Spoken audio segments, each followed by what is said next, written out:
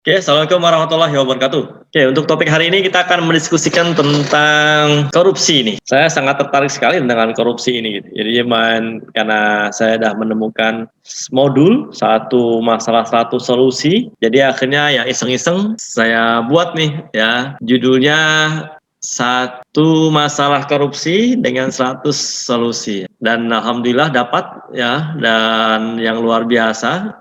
Ternyata kalau saya teruskan itu akan banyak sekali yang tertangkap yang udah masuk penjara, dan akhirnya saya calling down karena apabila saya teruskan resikonya adalah nyawa. Ya, jadi permasalahan korupsi ini mendasar ya. Dulu ada istilah tentang yang namanya KKN ya, korupsi, kolusi, dan nepotisme. Dan di Indonesia ini kita dengan adat ketimuran rasa-rasanya tidak mungkin untuk tidak menghilangkan tentang nepotisme. Nepotisme kekeluargaan itu rasa-rasanya agak sulit ya, karena adat ketimuran. Kita bedah siapa sebenarnya Soeharto. 2 tahun setelah Soeharto berkuasa pada tahun 1968, Soeharto sudah memulainya dengan nepotisme. Dia menunjuk adik tirinya yang bernama Prabowo Sutejo melalui perusahaannya PT Mercu Buana, memberikan hak impor kepada perusahaan itu untuk memasuk cengkeh. Setelah RCTI lahir yang dimiliki oleh Bambang Trihatmojo, lalu kemudian ada SCTV yang dimiliki oleh kerabat Soeharto yang lain, Pak Sudikatmono. Lalu kemudian anak Soeharto yang lain juga seperti iri melihat saudara-saudaranya mendapat fasilitas kepres. Lalu kemudian Pak Harto membuat kepres yang lain, jasa penagihan pesawat televisi dari rakyat, bernama PT Mekatamaraya, yang dimiliki oleh Sigit Soeharto. Ini juga harus jangan dilupakan bahwa pesawat televisi kita, sepeda ontel kita juga ditarik pajak oleh Soeharto. Ini adalah penyedotan uang-uang rakyat miskin dari kampung-kampung itu yang ditarik ke pusat. Sama halnya dengan praktek SDSB, undian harapan, Porkas. Itu adalah berupaya untuk menarik uang-uang rakyat dari buruh tani, dari tukang becak yang disedot ke pusat melalui judi yang dilegalkan itu. Setelah itu masih banyak lagi. Tahun 92 ada kepres tentang tata kelola niaga cengkeh. Cengkeh yang sudah lama dinikmati oleh masyarakat kemudian dimonopoli oleh BPPC yang konsorsiumnya diketuai oleh Tommy Soeharto. Di situ rakyat menjerit, pohon-pohon cengkeh ditebang oleh rakyat daripada diberikan kepada VOC pantat hitam, kata orang Sulawesi. Anda harus tahu itu. Setelah itu masih ada juga kepres tentang mobil nasional. Siapa yang bermain? Tommy Soeharto dengan Timor, lalu Bambang Trihatmojo dengan Bimantara. Belum juga tentang skandal Busang. Anda harus tahu, banyak sekali kalau kita mau ungkap tentang itu. Anda menyanjung Soeharto di depan orang awam yang tidak mungkin melakukan resistensi terhadap Anda, tidak mungkin mendebat Anda. Tapi jika Anda mengungkapkan itu di depan kami sebagai pelaku sejarah, tentu saja saya akan melawan. Jadi permasalahan korupsi ini sama ya, saya katakan tadi. Kolusi sekarang ini yang jadi polemik kan, yang melanggar hukum kan korupsinya. Gitu. Kolusi sama nepotisme kan tidak. Contoh nih misalnya, ya jadi untuk mengatasi korupsi nggak bisa hanya melihat dari satu sisi. Gitu. Apakah gratifikasi termasuk korupsi? Ya termasuk gitu. Ya tetapi ada gratifikasi kepatutan.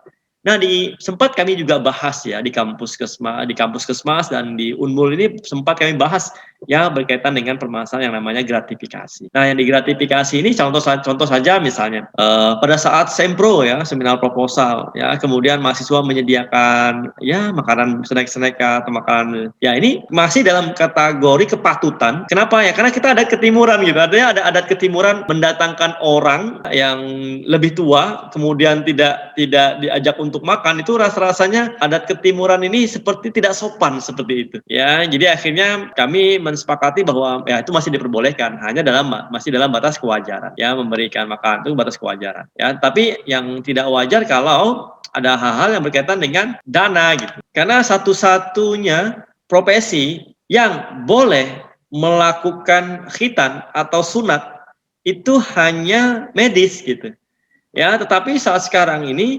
mereka-mereka yang bukan orang medis bisa melakukan yang namanya sunat ya. Ya, sunat bantuan, sunat sumbangan, ya, sunat anggaran, ya itu seperti itu. Kayaknya perlu diskusikan bagaimana caranya untuk mengatasinya ya. Kalau saya sih ngajaknya kekuatan terbesar tentang penanggulangan korupsi itu adalah people power.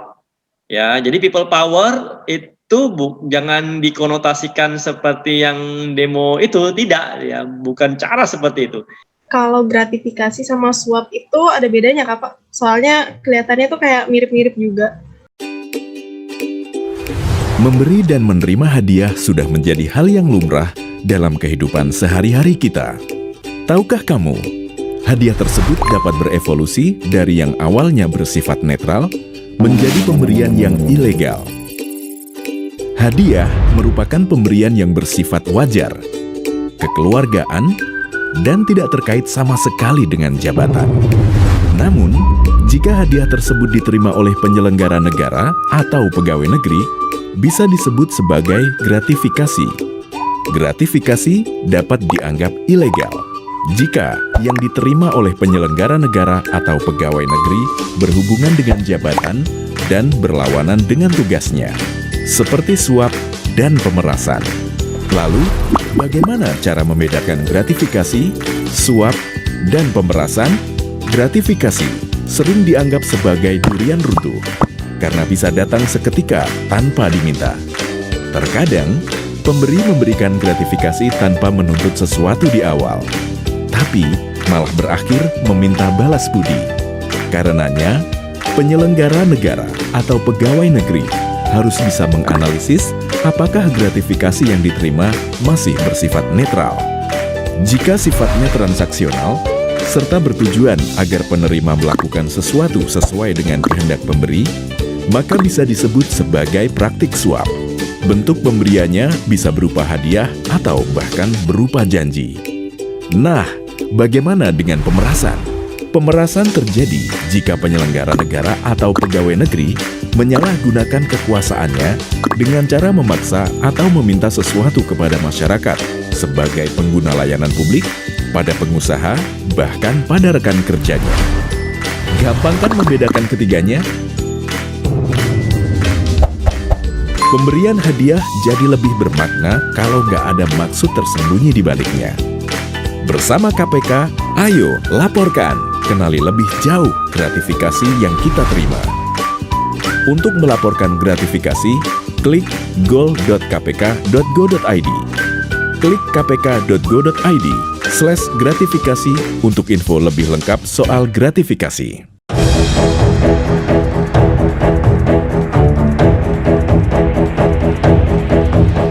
Apa perbedaan gratifikasi dan suap? Kalau suap, ada tustoming, ada meeting of mind, ada kesepakatan. Tapi kalau gratifikasi, without meeting of mind, tidak ada kesepakatan. Itu mengapa sampai dalam undang-undang korupsi itu ada 12 pasal yang berkaitan dengan suap. Bahkan begini, gimana kalau misalnya gratifikasi wanita? Menurut kalian gimana? Gratifikasinya wanita? Kayaknya mungkin sih Pak. Oh, kalau kalian mau tahu tentang yang namanya gratifikasi wanita ya, kalau di 100 solusi, di modul 100 solusi yang saya buat, itu saya gunakan ada strategi epidemiologi ya, dan strategi promosi kesehatan untuk mengatasi permasalahan korupsi. Yang pertama itu dengan membatasi agent, ya, itu membatasi adanya penyebab korupsi, faktor resiko terjadinya korupsi, dan faktor pencetus terjadinya korupsi. Nah, itu dibatasi. Nah, ini banyak cara ya untuk membatasinya. Ya, salah satunya adalah undang-undang. Dan itu untuk membatasinya bisa dari sisi 6M. Ya, 6M.